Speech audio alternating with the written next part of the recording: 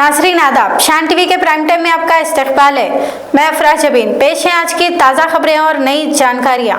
Iran ने वाज़ेह कर दिया है कि वो अमेरिका के साथ मुज़ाकिरात में कोई दिलचस्पी नहीं रखता।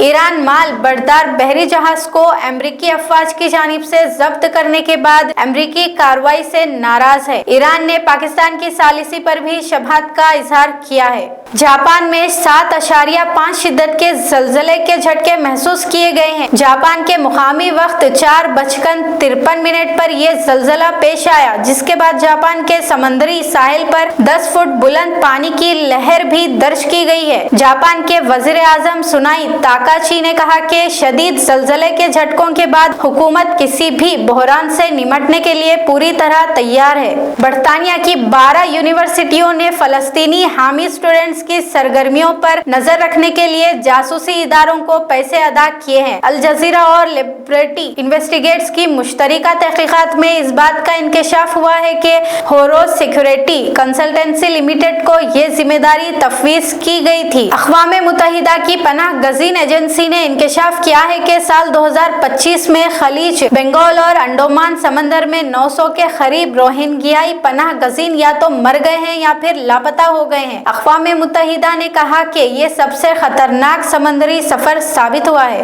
पाकिस्तान के फौजी अड्डों पर कम अज कम 6 मिलिट्री जंगी जहाज उतरे हैं, जिसमें कम्युनिकेशन के आलात, मोटरकेड और जायद आलात भी मौजूद थे। अमेरिका के आला सतही वफद के इस्लामाबाद आमद से कबल ऐसा लग रहा है कि अमेरिका की जानिब से ये तैयारियों का एक हिस्सा है। इज्तिमाई फायरिंग में एक शख्स ने अपने ही 7 बच्चों समेत और एक मासूम को गोली मारकर हलाक कर दिया। बादअज़ा पुलिस की जवाबी कार्रवाई में हमलावर शख्स भी मारा गया। उत्तराखंड हुकूमत मदरसा बोर्ड को बर्खास्त कर देगी और मदारिस में रियासती निसाब का लुज़ुम अमल में आएगा। हुकूमत उत्तराखंड का ये फरमान 1 जुलाई से रियासत भर में लागू हो जाएगा। चीफ मिनिस्टर पुष्कर सिंह धामी ने मदरसा बोर्ड की बर्खास्तगी का ऐलान करते हुए कहा है कि रियासत के तमाम मदारिस में 1 जुलाई से उत्तराखंड बोर्ड ऑफ एजुकेशन का निसाब पढ़ाया जाएगा। धामी ने इसको यकसा तालीमी निज़ाम को लागू करने की पहल का हिस्सा करार दिया है।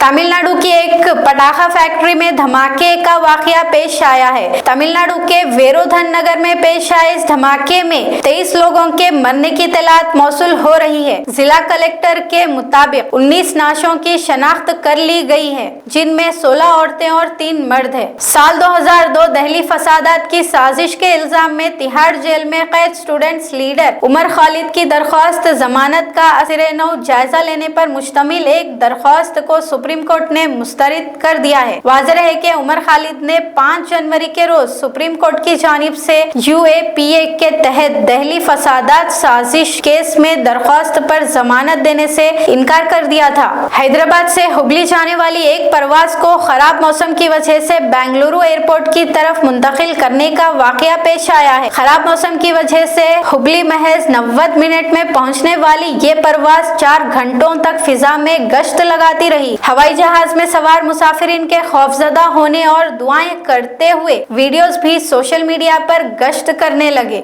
शान टीवी के प्राइम टाइम का सिलसिला यहीं पर खत्म होता है। अफरा जबीन और शान टीवी की सारी टीम को दें इजाजत। शब खैर।